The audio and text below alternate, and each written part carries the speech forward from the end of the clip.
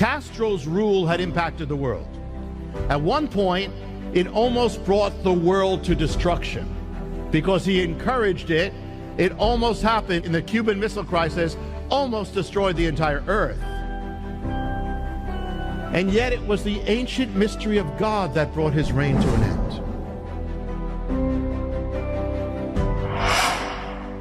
I'm going to share something kind of very special, kind of a story behind world events.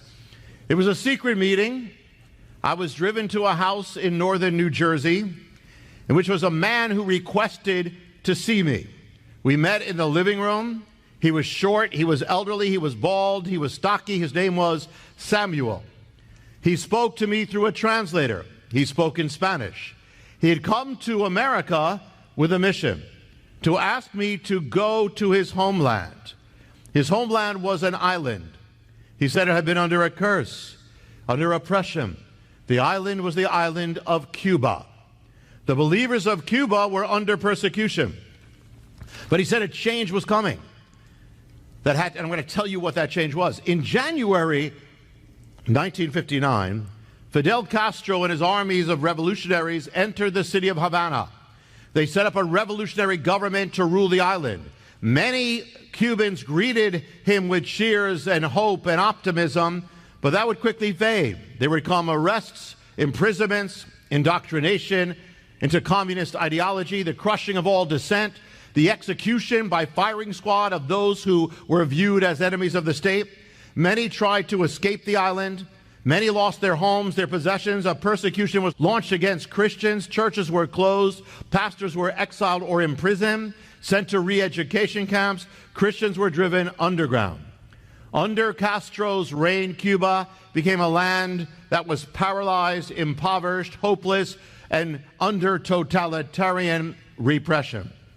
But the man in the living room said a change was coming. After decades of oppression, Castro had agreed to allow for 1 month of religious freedom, 1 month of religious expression to come to Cuba. It would take the form of a month-long celebration of born-again believers. During that time, they would be free to worship in a series of mass public events to be held throughout the island and broadcast over Cuban television. The last event would take place, the last main event would take place in Havana in Revolution Square. Samuel was one of those, a believer, given charge to organize this celebration. He said, I came on behalf of the Christians of Cuba.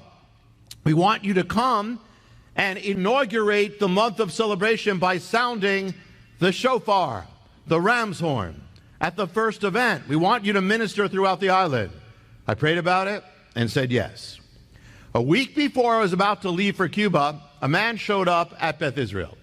He asked to speak to me after the service. He had come from Cuba. He was a pastor. He had been arrested for his faith and imprisoned in Castro's prison camps. After his release, the door opened for him to come to America.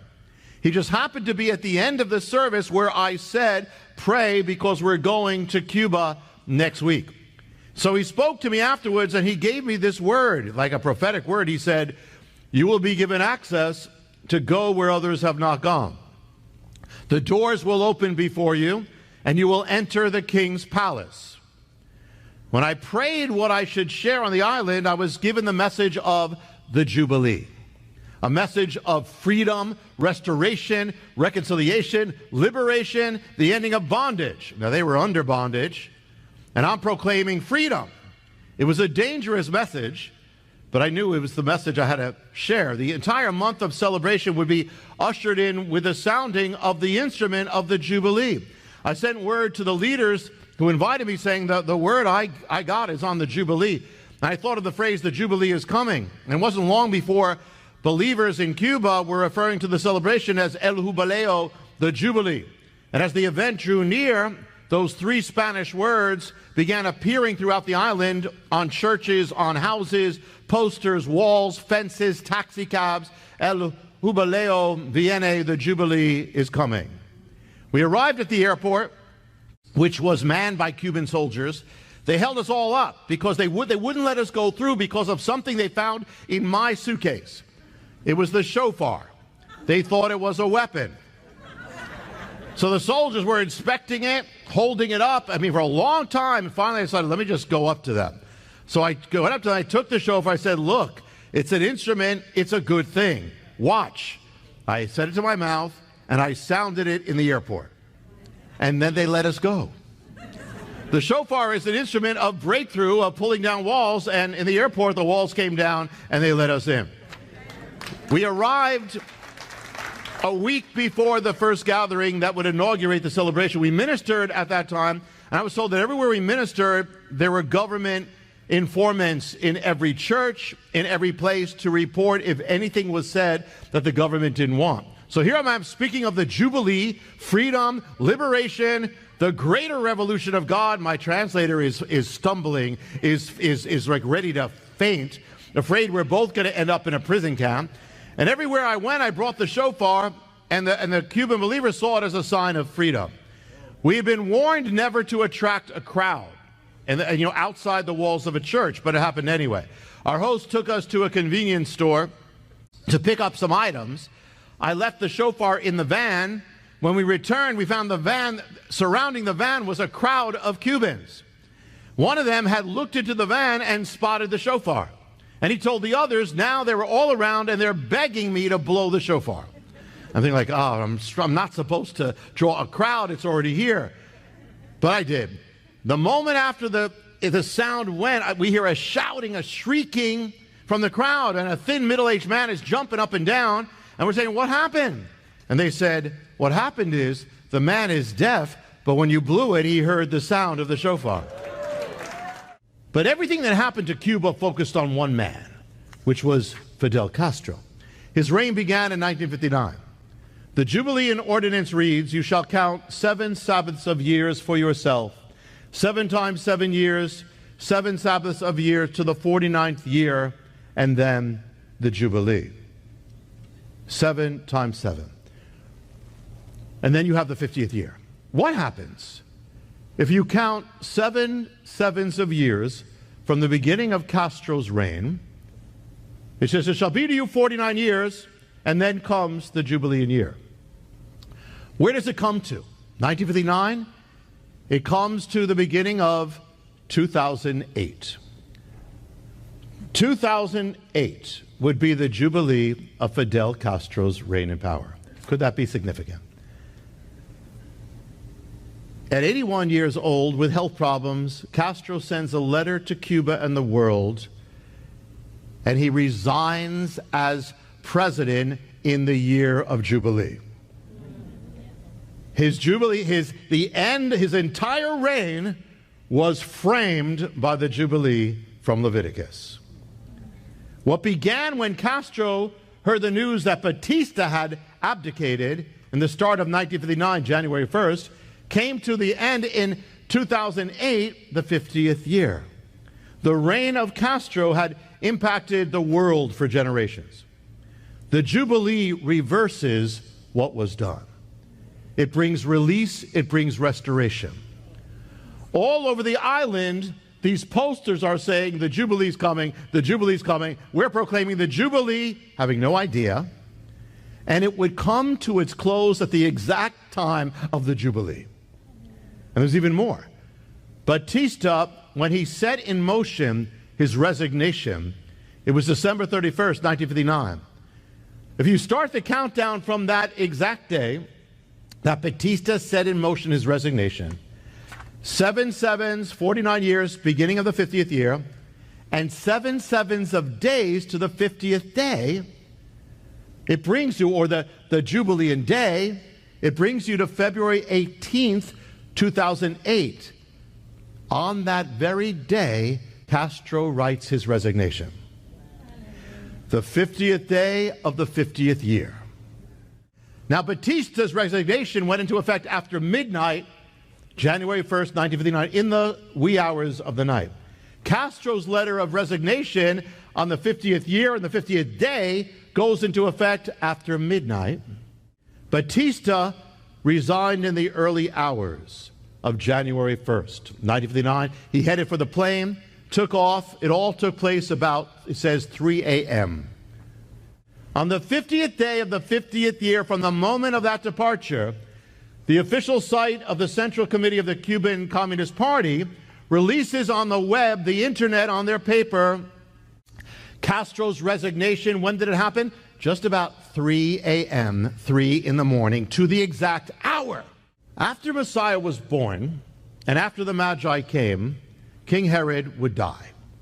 Castro would, of course, die as well. They brought his body to be displayed inside the tower that was shaped as the star that marked the end of the journey, and as Herod's final days were linked to the star. And that new life of Messiah is in the land, and so there's this revival that never stopped in Cuba. It's not stopped. It's hard to fathom for most people that behind the events and movements and history lies a deeper story and an unseen hand, the hand of God. Castro's rule had impacted the world. At one point, it almost brought the world to destruction because he encouraged it. It almost happened in the Cuban Missile Crisis, almost destroyed the entire earth. And yet it was the ancient mystery of God that brought his reign to an end. The same mystery that brought a son of the land back to his ancestral possession. And each mystery was linked to the Jubilee, one in space and the other in time. And you know, the Jubilee, those who lost what was theirs, they get it back. But those who took what was not theirs, it gets taken away. So Castro, his power was taken away with the Jubilee. And if you take any one of these events away, all these twists and quirks, it never would have happened exactly as it did to the exact time. Batista had resigned as president of Cuba. Castro had not been president of Cuba. He had a million other titles, but in the last part of his reign, he takes the title of president, so it's going to match exactly what happened to Batista. He resigns from the presidency. And the mystery there, it was actually all in the Jubilee, and we had no idea. I had no idea, but I knew I had to give him the shofar, the sign of the Jubilee. I knew I had to give him the word about the Jubilee. Castro's reign had been the longest reign of any modern leader, any modern leader except the Queen of England. The American government had tried to overthrow him. It said that the CIA tried to assassinate him. They tried to put an explosive in his cigars, you know. But he outlasted every one of them. He outlasted the Cold War, the fall of the Soviet Union, about 10 presidents. But in the end, it was the Jubilee that ended it. The ordinance of Leviticus 25 that determined exactly how long it would last, exactly to the day. Now I want to bring this home by focusing on a few last situations which will epitomize the Spirit of God, actually coming the power of the Spirit in the book of Acts. Now, at one point, when they go on their first mission in Acts 13, it says that Elymas, the sorcerer, opposed them and tried to turn the governor away from the faith. And then Saul, Paul, it says, was filled with the Spirit. Spirit comes on Paul. What does he do? Speak in tongues? No, he did speak in tongues, but not them. He looked straight at the sorcerer and began to confront and rebuke him powerfully. You see, now, we don't often think this, but in the Hebrew Scriptures, the Spirit comes on God's servants, and often the result of the Spirit is battling, fighting. He gave them the power to fight. In this, the Spirit of God gives you the power to fight, not against other people, not against them, not to be belligerent, but the power to fight against darkness, against the enemy, against what is not God. The Spirit of God, you went and say, well, I'm not a fighter. It doesn't. You have to fight, because if you don't fight, you're giving in. You know, because you have a war, so you're giving in. You may be accepting things that you shouldn't be accepting in your life. To fight as in a way you never could, as did Gideon, as did Barak, as did Joshua, as did Samson. Samson, you don't think of Samson as Pentecostal, but the Spirit came on Samson. He didn't take up a tambourine. He took up a jawbone of a donkey and killed people. Now, I'm not telling you to do that. But I'm telling you, in the spiritual realm, you're to be a spiritual Samson. If that's the power of the spirit of Samson in the natural, what is the power of the spirit in you in the supernatural? You have the power to be like a spiritual Samson. All of these things the enemy's harassed you to take up what God has and slay them, one after the other, by the Spirit of God. Imagine you were that powerful as Samson. Well, you are in the spirit if you take it up. Look at the attitude of God's fighters. Like, they weren't on the defense. They were, once the Spirit came, they were on the offense. The Spirit changes you from living a defensive life to living an offensive life. Amen. Seek always. There's another. Instead of fearing the next challenge, take it as, hey, this is another chance for me to have victory again. Take the attitude of the Spirit. Don't give in to evil. Fight it. And say, look for a new opportunity. Okay, it's a fight. I'm going to have another victory. The apostles left the Sanhedrin in the book of Acts, rejoicing because they had been counted worthy of suffering disgrace for the name. What's strange about that? They're rejoicing that they were worthy of suffering for the name, counted worthy. You see that in the book of Acts. They're persecuted, the people, they rejoice. Persecute more, they rejoice again.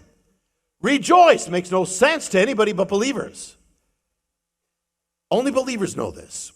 I knew believers from communist Europe. They were arrested by the communists. They would be in prison for a good while. They were women. And they're in the car being taken by the communist police, and they're rejoicing.